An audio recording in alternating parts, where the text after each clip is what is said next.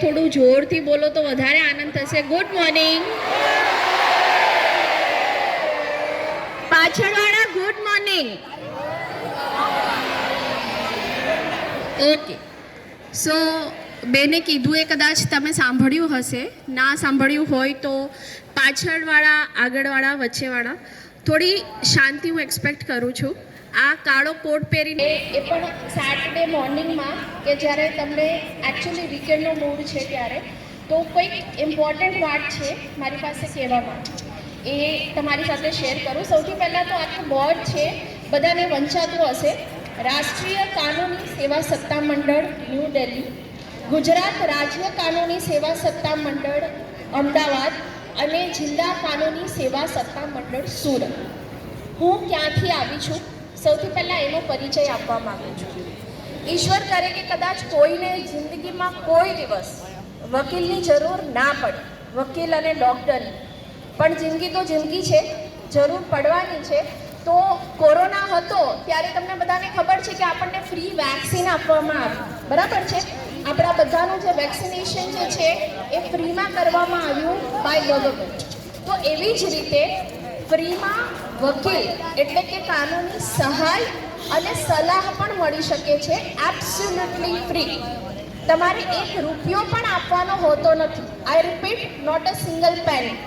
આ જે સંસ્થાઓ છે કે જ્યાં હું સરકારી વકીલ તરીકે ફરજ બજાવું છું, જિલ્લા કાનૂની સેવા સત્તા મંડળ, એ એન્ટાયર ઇન્ડિયામાં, આખા ભારત વર્ષમાં તમે કોઈ પણ જિલ્લામાં જાઓ, કોઈ પણ તાલુકામાં જાઓ, એના કોઈ પણ ગામડામાં જાઓ, એની નજીકની જે કોર્ટ છે ત્યાં તમને આ જે સંગઠન છે, આ સંસ્થા કાનૂની સેવા સત્તા મંડળ, એટલે કે એનો ઉદ્દેશ્ય છે એ કાનૂની સેવા કરવા માટેનો છે.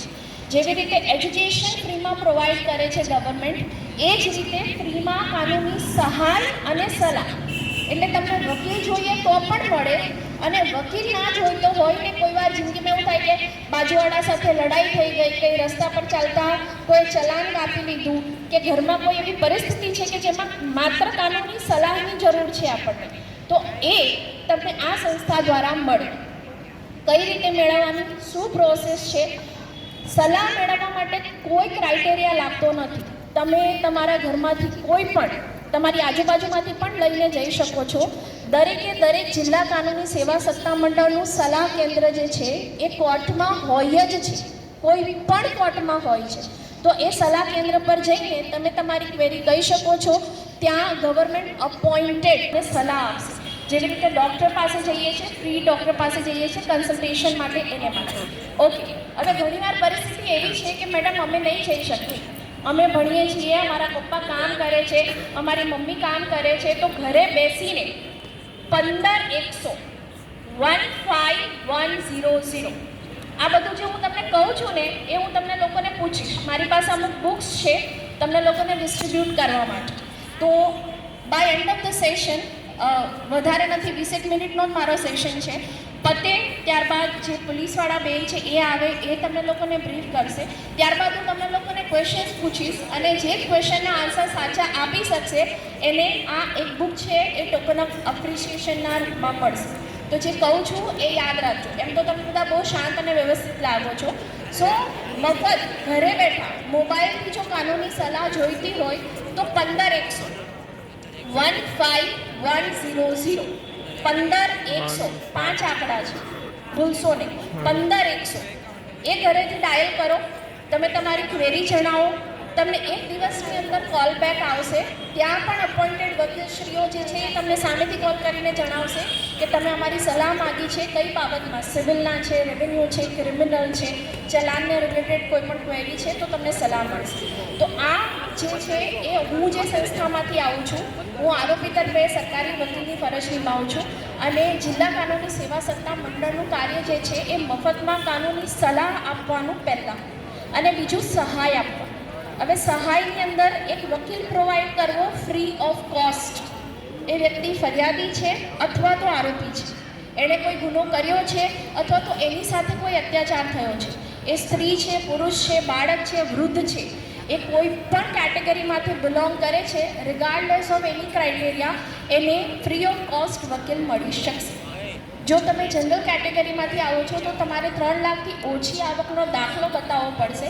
અન્યથા જે સ્ત્રીઓ છે એણે કોઈ પુરાવાની જરૂર નથી. પોતાના આધાર કાર્ડને આધારે એ લોકો ફ્રીમાં વકીલ રોકી શકે છે. SC ST અથવા તો વૃદ્ધ હોય એ લોકોએ સિનિયર સિટીઝનનો કાર્ડ અથવા તો જાતિનું સર્ટિફિકેટ બતાવીને મફતમાં વકીલ રોકી શકે છે. અને જનરલ કેટેગરીવાળાને જે મેં કીધું એ પ્રમાણે ભૂલે ચૂકી ઈશ્વર ના કરે પણ તમારા ફેમિલીમાંથી એવું બને કે કોઈ પણ વ્યક્તિને પોલીસ કસ્ટડીમાં લઈ લે, એટલે કે હવે પોલીસ સ્ટેશનમાં જ છે તો કસ્ટડીમાં રહેલ વ્યક્તિને કોઈ પણ ક્રાઇટેરિયા વગર, દેર is no bar about it, A police કસ્ટડીમાં છે અને એ જો એમ કહે છે કે મારી પાસે વકીલ નથી, વકીલ રોકવાના પૈસા નથી, મારા ઘરે કોઈ નથી, તો કોર્ટ જાતે અમને લોકોને બોલાવીને એના માટે વકીલ રોકી આપશે. આ બહુ મહત્ત્વની માહિતી છે, કારણ કે આપણા ઘરે જ્યારે પણ મિસહેપ થાય તો આપણે તરત જ પેનિક થઈ જઈએ કે તમને ડાયરેક્ટ કોર્ટમાંથી વકીલશ્રી દ્વારા વેલકમ મેડમ. આપણી વચ્ચે પોલીસ ઓફિસર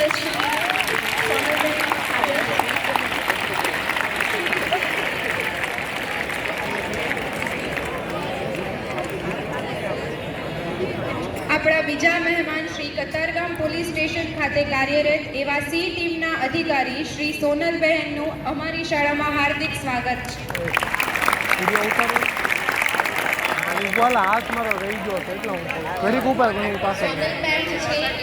ટીમમાંથી આવ્યા છે એ તમને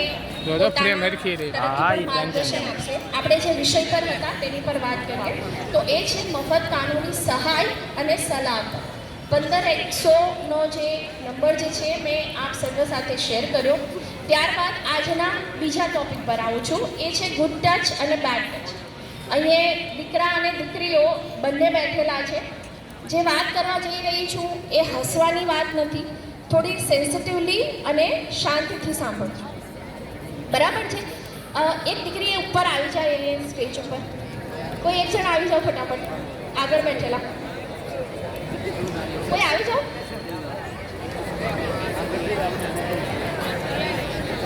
જે આવે ચાલશે.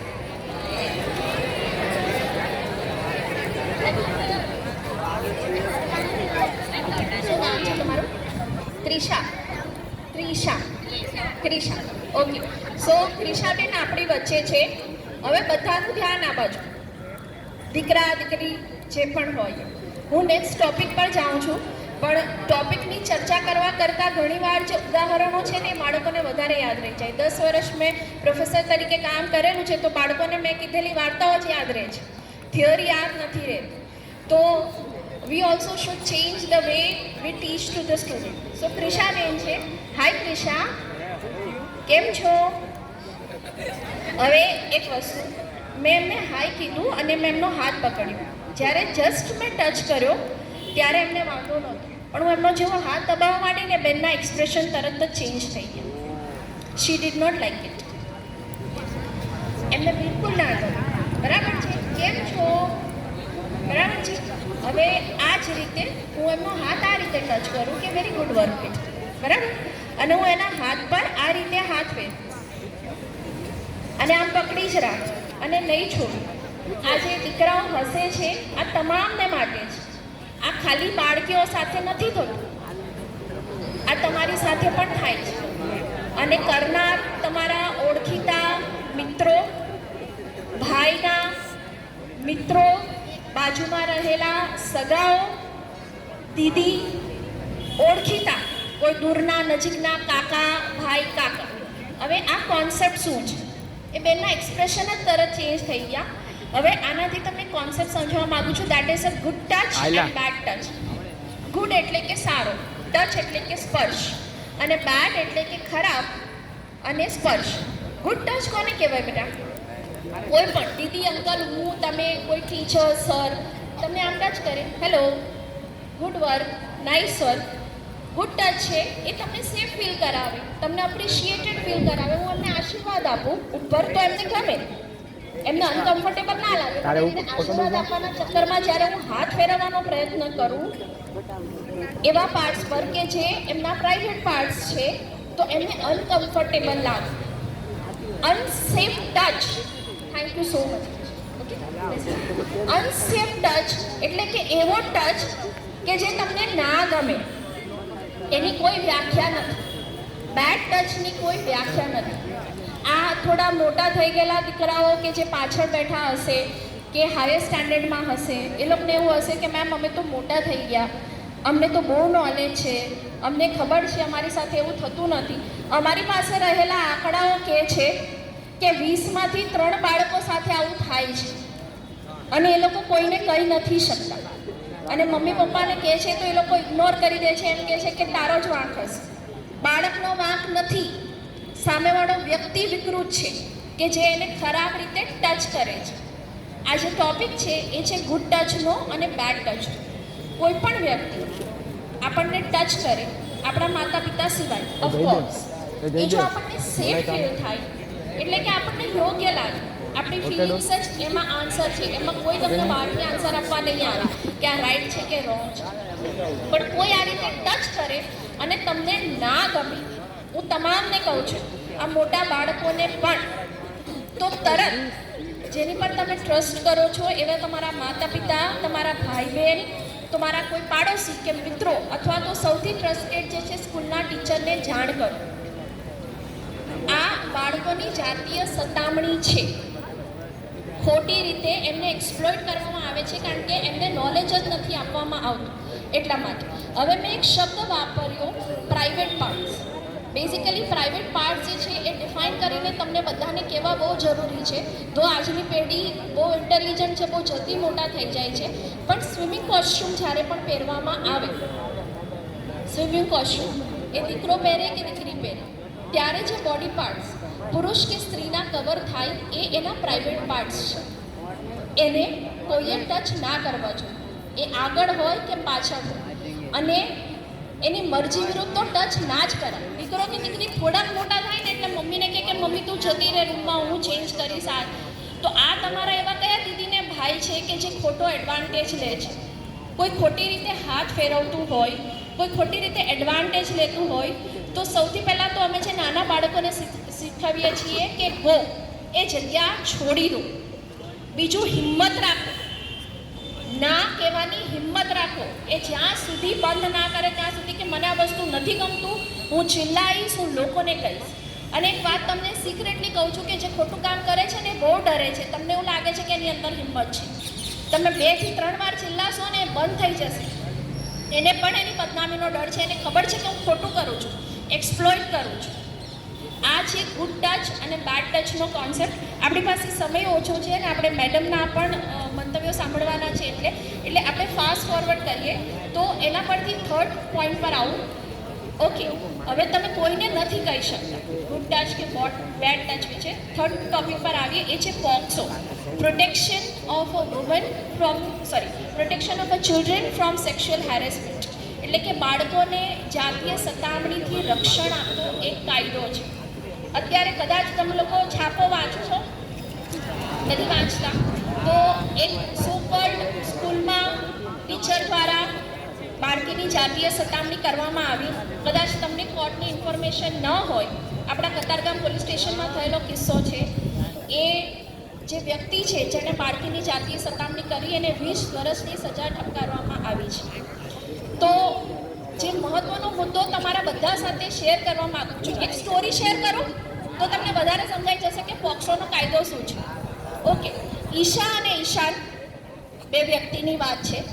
ઈશાન જે છે એની ઉંમર 21 વર્ષની છે. ઈશા અને ઈશાન સામસામે રહે છે. ઈશાની ઉંમર લગભગ 17 વર્ષની છે અને ઈશાન અને ઈશા બંને સ્કાય એટલે કે કાઇટ ફ્લાઇંગ હોય, ઉત્તરાયણમાં સાથે મળે, ફળિયામાં કશે જમવાનું હોય તો સાથે જાય, એટલે બંને એકબીજાને લાઈક કરે છે, એકબીજાને ગમે છે. પેલો એને માટે ફ્લાવર્સ લઈને આવે, ચોકલેટ્સ લઈને આવે, એને બુક્સની જરૂર હોય તો બુક્સ આપે, એને વોટ્સઅપ પર ક્યાં તો પેલો ઇન્સ્ટાગ્રામ પર તમારું જે છે એ કાયમ લાઈક કરે કે તું બહુ સુંદર છે. હવે એ ઉંમર જ નાજુક છે. બાળકને કોઈના પ્રત્યે લાઇકિંગ હોવું, તમને પણ કોઈના પ્રત્યે લાઇકિંગ હોવું એ ખોટું નથી. હું અહીંયા તમને એ બધું કરવાનું બંધ કરો એવું કહેવામાં નથી આવ્યું, પણ શું ધ્યાન રાખવાનું છે કહેવામાં આવ્યું. સો બંને એકબીજાને લાઈક કરે છે. અને એક મિત્ર હોય છે શ્વેતા કરીને, ઈશાની, એ એને વારંવાર સમજાવે છે કે અત્યારે તું ભણવામાં ધ્યાન આપ, આ બધું ના કરીશ, બરાબર છે. એ પણ નાનો છે અને તું પણ નાનો છે. અને મેં સાંભળેલું છે કે આવા કોઈ કામમાં આપણે પકડાઈ જઈએ ને તો આપણને સજા થાય. આવા કામ એટલે કે જ્યારે તમારી ઉંમર નથી, તમે બાળક છો, કાયદાની દ્રષ્ટિએ તમે બાળક છો. હવે મારો જે સૌથી બીજો મહત્વનો પોઈન્ટ છે કે કાયદાની દ્રષ્ટિએ બાળક કોને કહેવાય બેટા? 18 વર્ષથી ઉંમરનું દરેક વ્યક્તિ એ કાયદાની નજરમાં બાળક છે.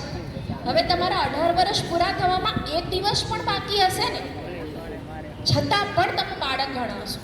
એ આજની જે તમને સાચી સત્ય ઘટનાઓ પર આધારિત જે સ્ટોરી શેર કરું છું, તો બંને સામસામે રહે છે. આપણે ઈશાને સ્ટોરી પર આવીએ, એની મિત્ર એને કહે છે કે તું વધારે ના વિચાર, તું પહેલાં ભણી લે, કોલેજ પતાવી દે, પછી તારા પેરેન્ટ્સને વાત કરજે, એ લોકોને યોગ્ય લાગશે તો તમારા બંનેનો સંબંધ કરાય આપશે. પણ એ નથી માનતી. અને પેલો સામેવાળો છોકરો, એ પણ એની પણ ઉંમર કંઈ એટલી બધી તો નથી, એ પરિપક્વ નથી. આપણે લગ્ન કરી લઈશું, આપણે ઘર માંડીશું, આપણે સાથે રહીશું. એ એના ઘરે વાત કરે છે કે આ મને ગમે છે, તો એના ઘરે એને મારે છે કે આવી રીતે આપણી સામે રહેતા સાથે ના થાય, સમાજમાં આપણી બદનામી થાય. તું વિચારી લેજે, આવું નથી કરવાનું, આપણે કોઈ વસ્તુ કરવાની જરૂર નથી. છતાં પણ એ નથી માનતો. એ પેલીને બહેલાવે છે, ફૂસલાવે છે કે આપણા ઘરવાળા તો માનવાના નથી, આપણે તો એકબીજાને બહુ પ્રેમ કરીએ છીએ, મને તારા માટે બહુ લાગણી છે, તું મને બહુ ગમે છે, આપણે બંને એકચ્યુઅલી જુદા થવાના જ નથી હોતા. છતાં પણ બહેલાવી ફૂસલાવીને ફાઇનલી એક રાત્રે બંને ભાગવાનું નક્કી કરે છે. બંને એમ કહે છે કે અમે લોકો નાકે પાણીપુરી ખાવા જાય છે, ઘરેથી નીકળે છે. આ બાજુ શેની વાતો ચાલે છે, જે પાછળ જુએ છે એમને કહું છું. પાયલા પકડની થોડીક વાર તારે પકડો. તો બંને પાણીપુરી ખાવાના બાને જાય છે અને બસમાં બેસીને નીકળી જાય છે. હવે પૈસા તો વધારે હોતા નથી, અહીંયા ભટકે છે. આ બાજુ દીકરીના ઘરવાળા જે છે એ FIR નોંધાવી દે છે. હવે અહીંયા આવે છે કાયદો વચ્ચે કે દીકરીની ઉંમર લગભગ 17-18ની વચ્ચે હતી, પણ એ 18 વર્ષની હતી નહીં. એટલે સીધો લાગે કાયદો પોક્સો કાયદાના પ્રોવિઝન્સ એટલા બધા અઘરા કે એમાં 20 વર્ષથી આજીવન કેદ સુધીની સજા થઈ શકે, કશું ના કર્યું હોય તો પણ. ઠીક છે. એનું કારણ પકડો, ઊભો કરે ને, હાથ ટેકનિકલ ગ્લિચ તમને લોકોને કહું કે બાળકની કન્સેન્ટ, એટલે કે તમે એમ કહો કે મેડમ અમે તો બધું અમારી મરજીથી કર્યું છે, અમે અમારી મરજીથી ભાગેલા, અમે અમારી મરજીથી પ્રેમ કરેલો. છોકરીની પણ મરજી હતી, બાળકની મરજી એ મરજી નથી. આ વસ્તુ યાદ રાખજો. 18 વર્ષથી નીચેના બાળકની કન્સેન્ટ ને કાયદો કન્સેન્ટ ગણતો જ નથી. એણે તમને 100% ફ્રીડમ આપી હશે કે આપણે દરેક સંબંધ રાખીશું, આપણે ચાલીશું, છતાં પણ પકડી લેવામાં આવશે.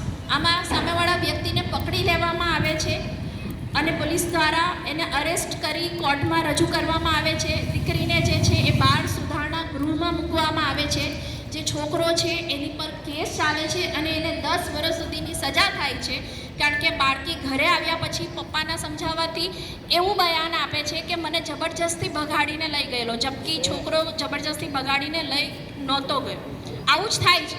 એકવાર દીકરી ઘરે આવે એટલે ઘરેના પ્રેશરથી એના જે સ્ટેટમેન્ટ છે એ બદલાઈ જાય છે.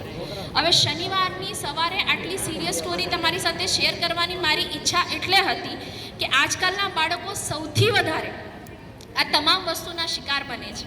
તમારા મિત્રો સાથે પણ શેર કરજો. તમારી કન્સેન્ટ એ કન્સેન્ટ નથી. 18 વર્ષમાં એક દિવસ પણ બાકી હોય ને તો પણ પોલીસ પકડીને લઈ જાય, અને એ છોકરાને છોકરી બંનેને. એટલે જે પણ કરવું હોય એ કરજો. એકવાર તમારું કોલેજ અને ભણતર પચાવ્યા પછી કરજો. પોક્સોનો કાયદો, protection of children from sexual harassment, બાળકોની જે જાતીય સતામણી જે છે એને રોકવા માટેનો કાયદો એકદમ અઘરો કાયદો બનાવવામાં આવ્યો છે. તેથી આપ સર્વ સાથે શેર કરું છું કે ધ્યાન રાખજો. હવે આ ગુડ ટચ, બેડ ટચ કે પોક્સો મારે કશું નથી કરવું, પણ મને એક સલાહ જોઈએ છે કે શું થઈ શકે. બરાબર, ક્યાં તો મારી સાથે કોઈ એવી સતામણી કરે છે, ક્યાં તો પોક્સોનો કિસ્સો મારી સામે બને એવું લાગે છે, મારા કોઈ દીદી કે ભાઈ કે કોઈ મારી બહેનપણીને હેરેસ કરે છે, તો હું એને કહી દઉં. તો તમે શું કરી શકો ઘરે બેઠા? તમને એક હેલ્પલાઇન નંબર કહું છું, 1098. એકદમ ઇઝી છે, બાળકોને યાદ રહી જાય એવો છે. 1098 ચાઇલ્ડ હેલ્પલાઇન નંબર. એ બાળકોની હેલ્પલાઇન નંબર છે 1098. ઓકે, તમે ઘરેથી પણ કોલ કરી શકો છો. 24/7 અવેલેબલ હોય છે. કોઈ સતામણી કરતું હોય, કોઈને નથી કહી શકતા, ટીચરને પણ નથી કહી શકતા, મમ્મી પપ્પાને પણ નથી કહી શકતા, દીદી કે ભાઈ કોઈ ટ્રસ્ટ નથી કરતા, તમે 1098 પર ફોન કરી દો. They will take care about it. Okay, અને ત્યાંથી આજના જે સૌથી લાસ્ટ અને જે સૌથી મહત્ત્વના, આ લોકોએ મોબાઈલ વિશે નાટક ભજવ્યું. આ બાળકોએ ખૂબ સુંદર નાટક કે તમને મોબાઈલ વિશે એક સંદેશો આપવાનો. તો મને લાગ્યું કે આજના ટોપિક સાથે રિલેટેડ છે. ફોન યુઝ કરે છે બધા? કેટલા નથી કરતા? આ બધા જૂઠું બોલે છે. તમે સાચે નથી કરતા? ઓકે, હાથમાં જ પકડો છો. હા, પૂછી લઈએ. સારું. ઓકે, સો રજનીભાઈ, આપણે જે વાત કરવાની છે એ છે સાયબર ક્રાઇમ. ઓકે, આની પણ 2-4 સ્ટોરીઝ જ કહીશ. જે સાચા અનુભવો જે અમારા સુધી કોર્ટમાં આવ્યા છે એ જ શેર કરીશ. વધારે જે બાળકો મને જવાબ આપી શકશે, વધારે માહિતી જે છે એ આ માહિતી પુસ્તિકામાં છે. જે બાળકોને મળે એની પાસેથી લઈને વાંચશો. તો મોબાઈલ આપણા બધાના જીવનનો હિસ્સો છે, તમારા મારા જીવનના હિસ્સો. એ વાત હવે નકારી નહીં શકાય કે આપણે બધા યુઝ કરવાના જ છે. સવારે ઉઠીએ અને સાંજે સૂઈએ ત્યાં સુધી એ ફોન આપણા હાથમાં રહેશે. હવે એ ફોનમાં ખતરો શું છે એ આપણને ખબર હોય તો એ યુઝ કરતી વખતે આપણે ધ્યાન રાખી શકીશું. બરાબર છે? અન્યથા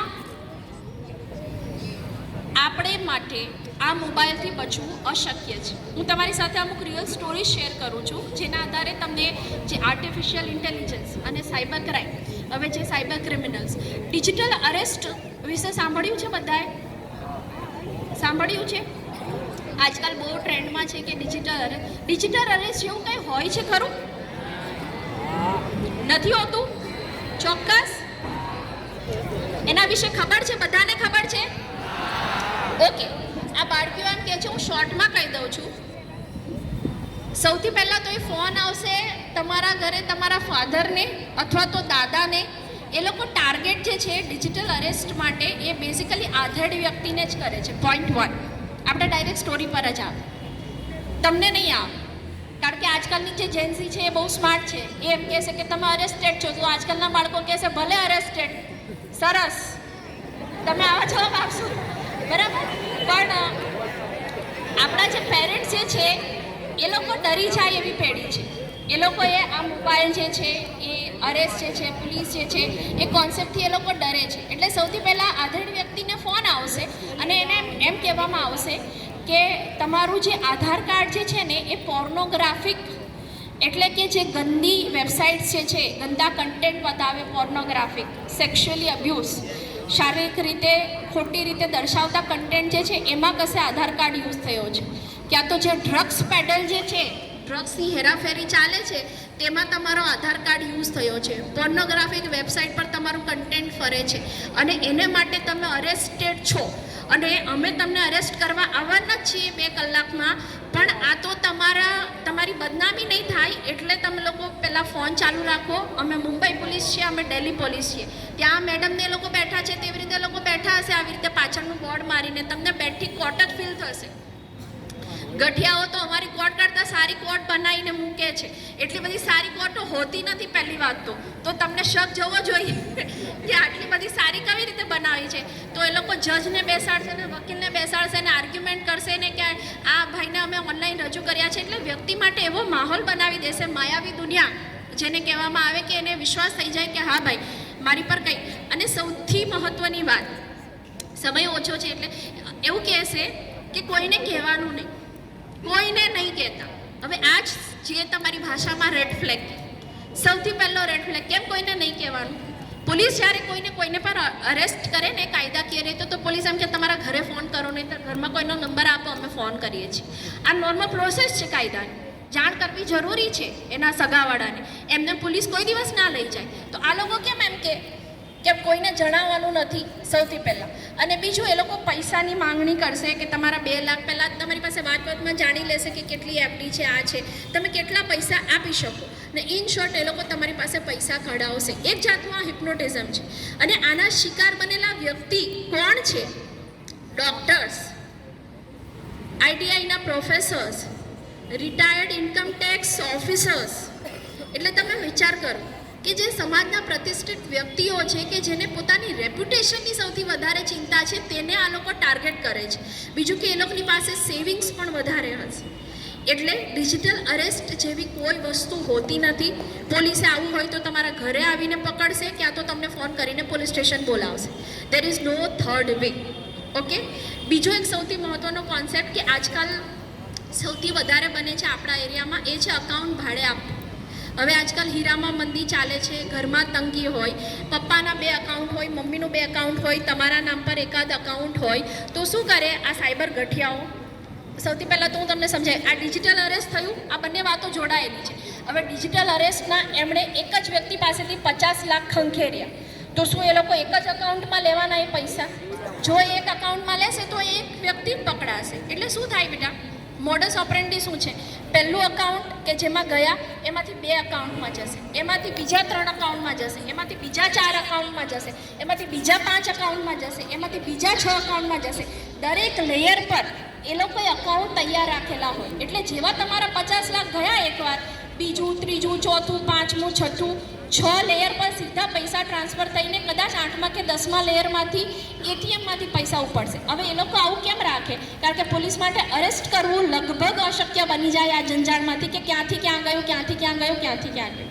એટલે જ્યારે પણ કોઈ પણ સાયબર ક્રાઇમ થાય તો સૌથી પહેલાં 2 કલાકની અંદર સૌથી પહેલાં તો તમારે રિપોર્ટિંગ કરવું જોઈએ કે જે લેયર પર એ લોકો અટકાવી શકે, પોલીસ ફ્રીઝ કરી શકે, એ લેયર પર કરે.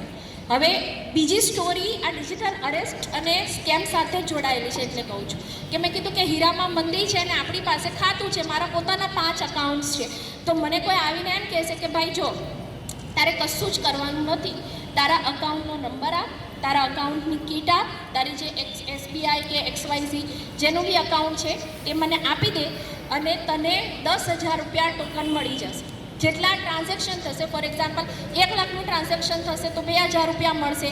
10 કરોડના 90 લાખ 80 કરોડના ટ્રાન્ઝેક્શન થાય મારા અકાઉન્ટમાંથી ફોર એક્ઝામ્પલ, તો જે ટ્રાન્ઝેક્શન થશે, જે લેયરમાંથી પાસ થશે એના મને અમુક પર્સન્ટેજ મળશે.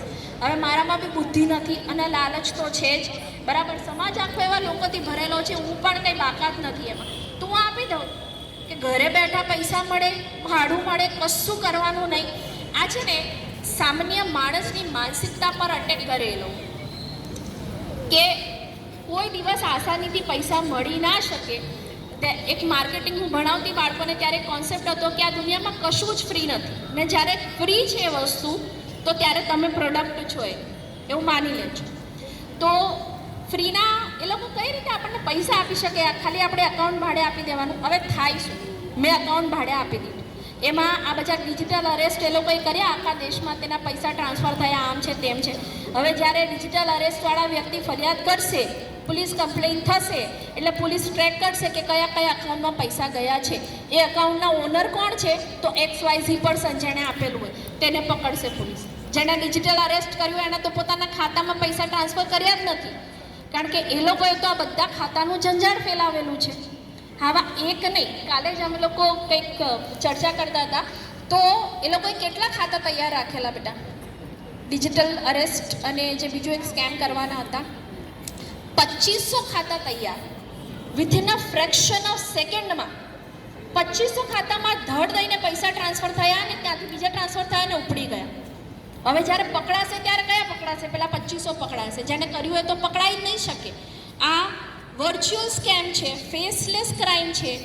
અહીંયા કોઈની આઈડેન્ટિટી જ નથી, ફોન પર તમારી સાથે કોણ વાત કરે છે એ પણ તમને નથી ખબર. એટલે ખાતા ભાડે આપવા નહીં. મૂળ વાતની એ વાત તમારા પેરેન્ટ્સને પણ કહેશો, 1 લાખ ભાડું આપે ને તો પણ ખાતું ભાડે આપશો નહીં. આપણી ડિસ્ટ્રિક્ટ કોર્ટમાં 10મા માળે સાયબર ક્રાઇમની કોર્ટ છે અને હું આરોપી તરફે બેઝિકલી સાયબર ક્રાઇમના જે વકીલ છે એ કોર્ટ સ્પેસિફિકલી ક્રિમિનલ તો અપાયેલી છે, એ મને અપાયેલી છે. અને એવરી થર્ડ ડે હું જોઉં છું કે સામાન્ય ઘરના સીધા માણસો ખાલી કે ઘર ચલાવવા માટે 2000 ભાડું મળે એટલે ભાડું આપ્યું અને 4-4, 5-5 મહિનાથી જેલમાં છે. અને કોર્ટ હવે એટલી બધી સ્ટ્રિક્ટ થઈ ગઈ, કદાચ તમે પેપર વાંચતા હોય તો તમને ખબર હશે કે CBIને આપવાનું કહે છે, એટલે એટલી બધી સ્ટ્રિક્ટ થઈ ગઈ કે જામીન પણ નથી આપતા. પહેલાં એવું હતું કે પકડાયા અને છૂટી જઈશું, એવું નથી. તો અકાઉન્ટ ભાડે આપવા નહીં. અને થર્ડ સૌથી ઇમ્પોર્ટન્ટ, અક્ષય કુમારને બધા ઓળખો છો? નહીં. હા, તો એની દીકરી સાથે જે થયેલું તે તમને કહું છું કે કોઈ બાકાત નથી આમાંથી. બધા ઓનલાઈન ગેમ બાળકીઓ કદાચ ઓછી રમતી હશે, તમે બધા રમતા જ હશો. તો જ્યારે તમે નેટવર્ક પર ગેમ રમો ત્યારે તમને ખબર છે કે તમે સ્ટ્રેન્જર સાથે કનેક્ટેડ થઈ જાઓ છો, બરાબર છે? એ દુનિયાના કયા ખૂણામાં છે, કોણ છે, એની તમને વધારે માહિતી હોતી નથી. તો એ જ રીતે એક ફાઇન મોર્નિંગ અક્ષય કુમારની જે દીકરી છે પોતાના ઘરના ડ્રોઈંગ રૂમમાં બેસીને ગેમ રમતી હોય છે. હવે આ જે સાયબર ગઠિયાઓ જે છે એ કોઈ દિવસ તમને એવું નહીં બતાવે કે અમે સાયબર ગઠિયાઓ છે. એ બહુ સારી વાત કરશે, વેરી નાઇસ, વેરી ગુડ, તમારી ડીપી પર કમેન્ટ કરશે, તમને મેસેજ કરશે, તો પણ તમને ભનક નહીં આવે. જે વ્યક્તિ આપણને છેતરવાનું હોય ને એ આપણી સાથે બહુ સારી રીતે વાત કરે, કારણ કે એને ખબર છે કે એણે આપણને બહુ સારી રીતે છેતરવાનું છે. તો આ જે છોકરી જે છે અક્ષય કુમારની દીકરી, આ રિયલ કિસ્સો છે. તમે મુંબઈ સાયબર ક્રાઇમનું જોઈ શકો છો. એ રમતી હોય છે, એને સતત મેસેજ આવે છે that you are a good player, nice playing, from where you are, she says that I am from Mumbai, this that, એવી બેઝિક ચેટ થાય છે. અને પછી થોડુંક એનો વિશ્વાસ કેળવે છે, એટલે છોકરી વધારે માહિતી આપે કે હું આ એરિયામાં રહું છું, એટલે તમે કયા એરિયામાં રહો છો એના આધારે પણ એ લોકોને તમારા ફાઇનાન્શિયલ સ્ટેન્ડર્ડને એનો ખ્યાલ આવે છે. અને સડનલી સામેથી એક વ્યક્તિ, આ બાળકીઓએ ખાસ ચેતવા માટે કહું છું, જે લાસ્ટ વસ્તુ છે, એક તો ગેમિંગ. સૌથી પહેલાં છોકરાઓ માટે કે ગેમ રમતા તમારા ફોનમાં જે લિંક આવે છે, અચાનક તમે એટલા ઓતપ્રોત થઈ જાઓ છો, તમે ધડ દઈને ક્લિક કરી દો, એ લિંકથી તમારો ફોન 5 મિનિટ માટે હેક થાય. અને કારણ કે અડલ્ટ ફોન છે, તમારા પેરેન્ટ્સનો ફોન હશે, તેમાં જો અકાઉન્ટ હશે તો એમાંથી પૈસા ટ્રાન્સફર થઈ શકે છે. ફર્સ્ટ, એટલે કોઈ પણ લિંક પર ક્લિક કરો નહીં. એ લોકો તમારી પાસે OTP નહીં માંગે, એ લોકો તમારી પાસે પાસવર્ડ નહીં માંગે, એ લોકો મૂર્ખા નથી. એ લોકો એવું કંઈ કરશે કે તમે જાતે જ તમારા ફોનનો કંટ્રોલ એ લોકોને આપી દેશો. કોઈ પણ ભલતી લિંક પર ગેમ રમતી વખતે કે અધરવાઇઝ ક્લિક કરશો એટલે ફોન હેક થવાની શક્યતા છે. ખાસ કરીને .apk ફાઇલ પર ભૂલે ચૂકે પણ ક્લિક કરવું નહીં. ફાઇલ ખોલો, તેમાં જુઓ કે પાછળનું એક્સટેન્શન એટલે કે પાછળ શું લખેલું છે. .doc હોય છે, .pdf હોય છે, એ રીતે. અને આ બાળકીઓ માટે કે છોકરી સાથે શું થયું, એ સામેવાળો વ્યક્તિનો વિશ્વાસ કેળવીને એને એમ કે તારો આ ન્યૂડ ફોટો અને વિડીયો મને મોકલો. ન્યૂડ એટલે કે નગ્ન.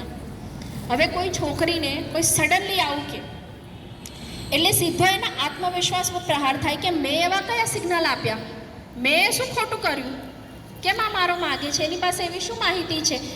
દરેક વ્યક્તિને પોતાના દિલમાં ચોર તમારા મનમાં નથી બેટા, ચોર એનામાં છે. એ તમને હેરેસ કરવા માગે છે. તમે મોકલશો કે નહીં મોકલો એ તમને હેરેસ કરશે, તમને ટાર્ગેટ કરશે કે તમારો ન્યૂડ ફોટો સેન્ડ કરો. હવે એ અલગ વિષય છે કે મોકલનારી છોકરીઓ છે ને એને આધાર હેરેસ થનારી. પણ તમારી સાથે આવું કંઈ થાય, એ ઇન્સ્ટાગ્રામ પર થાય, ફેસબુક પર થાય કે સોશિયલ મીડિયા તો થાય, કોઈ દિવસ ડરવું નહીં, ફોટા શેર કરવા નહીં, 1 રૂપિયો પણ આપવો નહીં. OTP તો આપવાનું જ નથી, બરાબર છે? તમારે ડરવાની જરૂર નથી. એ ઓફકોર્સ એની મમ્મી ટ્વિંકલ ખન્નાને કહે છે ને એ લોકો મુંબઈ સાયબર ક્રાઇમ પોલીસમાં ફરિયાદ નોંધાવે છે અને જે પણ ઇન્વેસ્ટિગેશન થયું હશે. પણ આ સ્ટોરી કહેવાનો મતલબ એ છે કે એનીવન કેન બી ટાર્ગેટેડ. મેં તમને કીધું તેમ આપણે એકલા નથી અને આપણે કશું ખોટું કર્યું નથી. હવે જે સાયબર હેલ્પલાઇન નંબર છે એ તમારી સાથે શેર કરું છું. જીવનમાં કોઈ દિવસ કંઈ પણ થાય, એ ફાઇનાન્શિયલ ફ્રોડ થાય, આવી રીતે કોઈ અભદ્ર કમેન્ટ કરે, કોઈ ગંદા ફોટા વાયરલ કરવાની ધમકી આપે, કોઈ અરેસ્ટ કર્યો, કોઈ ફોન કરીને ધમકી આપે, ફોનથી થતા ક્રાઇમ એ સાયબર ક્રાઇમ કહેવાય. તો એને માટેની હેલ્પલાઇન નંબર છે 1930. શું છે? 1930. મેડમનું વક્તવ્ય પતશે ત્યારબાદ હું આપશ્રીને ક્વેશ્ચન પૂછીશ. હવે હું માઇક હેન્ડઓવર કરું છું મેમને, કારણ કે enough time. So ma'am please.